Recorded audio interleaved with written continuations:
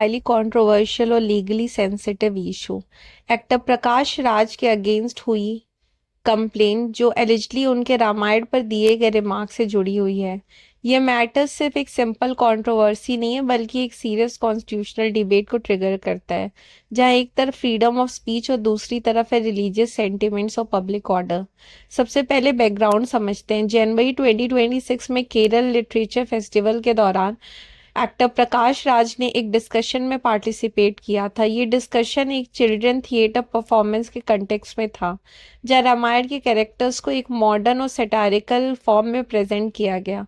उन्होंने एक fictional story telling share की जो ओरिजिनल रामायण का लिटरल नरेशन नहीं था, बल्कि एक अडेप्टेड वर्जन था जिसमें कंटेम्प्रेरी एलिमेंट ऐड किए गए थे। लेकिन कंट्रोवर्सी तब शुरू हुई जब इस डिस्कशन के वीडियो क्लिप्स सोशल मीडिया पर वायरल हो गए। अब आते हैं स्पेसिफिक एलिगेशंस पर जो कंप्लेंट में डिटेल मेंशन किए गए हैं। कंप्लेंट के अकॉर्डिंग प्रकाश राज ने अपनी नरेशन में लॉर्ड राम और लक्ष्मण को नॉर्थ इंडियन माइग्रेंट वर्कर्स के रूप में डिस्क्राइब किया। साथ ही रावण को एक साउथ इंडियन ट्राइबल के रूप में पोर्ट्रे किया गया। ये डेपिक्शन कंप्लेनेंट्स के हिसाब से सिर्फ फिक्शनल या ह्यूमरस नहीं है, बल्कि एक डेलिब्रेट अटेम्प्ट है रामायण के ट्रेडिशनल नैरेटिव को डिस्टॉर्ट करने का। और सबसे स्ट्राइकिंग एलिगेशन ये है कि उन्होंने रामायण वॉर को एक ट्रिवियल डिस्प्यूट बनाकर दिखाया, जैसे कि फ्रूट्स के पेमेंट को लेकर कन्फ्लिक्ट हुआ हो। कंप्लेनेंट का कहना है कि इस तरह का डेपिक्शन एक सेक्रेड एपिक को रिड्यूस करता है और उसकी रिलीजियस सिग्निफिकेंस को अंडरमाइन करता है। अब आते हैं सबसे कंट्रोवर्शियल पार्ट पे, वीडियो टाइम स्टैम्प। कंप्लेंट में स्पेसिफिकली मेंशन किया गया है कि 39 मिनट 40 सेकेंड से 39 मिनट 45 सेकेंड के बीच प्रकाश राज ने एलिजिडली रामायण को बीफ ईटिंग के कंटेक्स्ट के साथ कंपेयर किया। ये एलिगेशन काफ़ी सीरियस है क्योंकि कंप्लेंट्स का कहना है कि ये एक डायरेक्ट इंसल्ट है लॉर्ड राम और हिंदू बिलीफ ऑफ प्रैक्टिस को। इसके बाद एक और इम्पोर्टेंट स्टेटमेंट हाईलाइट की गई जो लगभग 40 मिनट 7 सेकेंड मार्क पर आता है, जहां प्रकाश राज कहते हैं that is the cultural politics I am doing with my play. इस लाइन को कंप्लेनेंट्स ने क्रिटिकल एविडेंस के रूप में प्रेजेंट किया। उनका कहना है कि स्टेटमेंट क्लियरली दिखाता है कि रिमार्क एक्सीडेंटल नहीं थे बल्कि प्री मेडिएटेड और इंटेंशनल थे।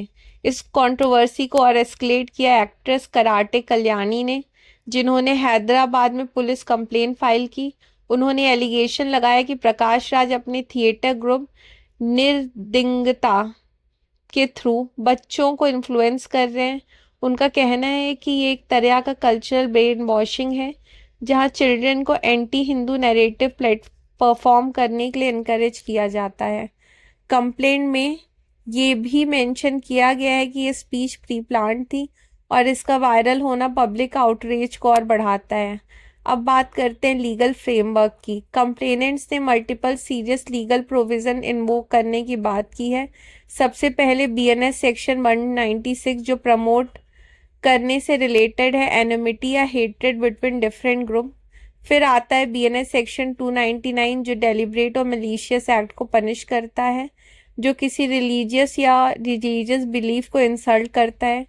इसके अलावा बीएनएस सेक्शन 353 जो पब्लिक मिसचीफ और डिसऑर्डर से रिलेटेड है भी इन्वोक किए गए। आईटी एक्ट के अंडर भी प्रोविजन साइड किए गए, जैसे सेक्शन 967 जो ऑब्जेक्शनेबल कंटेंट के पब्लिकेशन से रिलेटेड है और सेक्शन 69A जिसमें गवर्नमेंट को पावर मिली है ऑनलाइन कंटेंट को ब्लॉक करने की। एविडेंस के रूप में कंप्लेनेंट्स ने कहा कि उनके पास वीडियो क्लिप, स्क्रीनशॉट और एग्जैक्ट टाइम स्टैम्प अवेलेबल हैं।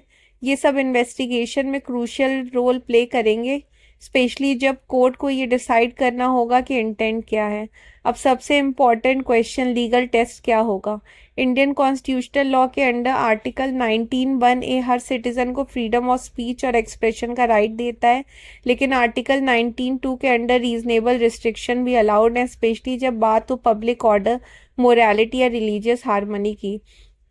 कोर्ट को ये एनालाइज करना होगा क्या ये रिमार्क एक लेजिटिमेट सटायर या आर्टिस्टिक एक्सप्रेशन थे, या फिर ये एक डेलिब्रेट मैलिशियस इंसल्ट था जो पब्लिक डिसऑर्डर क्रिएट कर सकता था।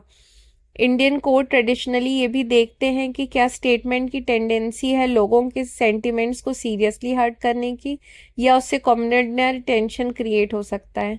करंट स्टेटस ये है कि कंप्लेंट फाइल हो चुकी है, लेकिन अभी तक कोई कंफर्म्ड एफआईआर या अरेस्ट नहीं हुआ है। अथॉरिटीज़ अभी मैटर को एग्जामिन कर रही हैं। अगर एफआईआर रजिस्टर होती है तो नेक्स्ट स्टेप इन्वेस्टिगेशन का होगा, जहाँ स्टेटमेंट, वीडियो एविडेंस और इंटेंट सब एनालाइज किया जाएगा। एंड में ये केस एक बहुत बड़ा क्वेश्चन रेज करता है, क्या रिलीजियस नैरेटिव्स को मॉडर्न या सैटायरिकल फॉर्म में री इंटरप्रेट करना अलाउड है, और अगर अलाउड है तो उसकी लीगल बाउंड्रीज क्या है। ये सिर्फ एक एक्टर का केस नहीं, ये एक प्रेसिडेंट बन सकता है जो फ्यूचर में डिसाइड करेगा कि इंडिया में आर्टिस्टिक फ्रीडम और रिलीजियस सेंसिटिविटी के बीच में बैलेंस कैसे मेंटेन करना चाहिए। ऐसे ही और लीगल एनालिसिस के लिए please like, share and subscribe करें लॉ को, and please don't forget to press the bell icon.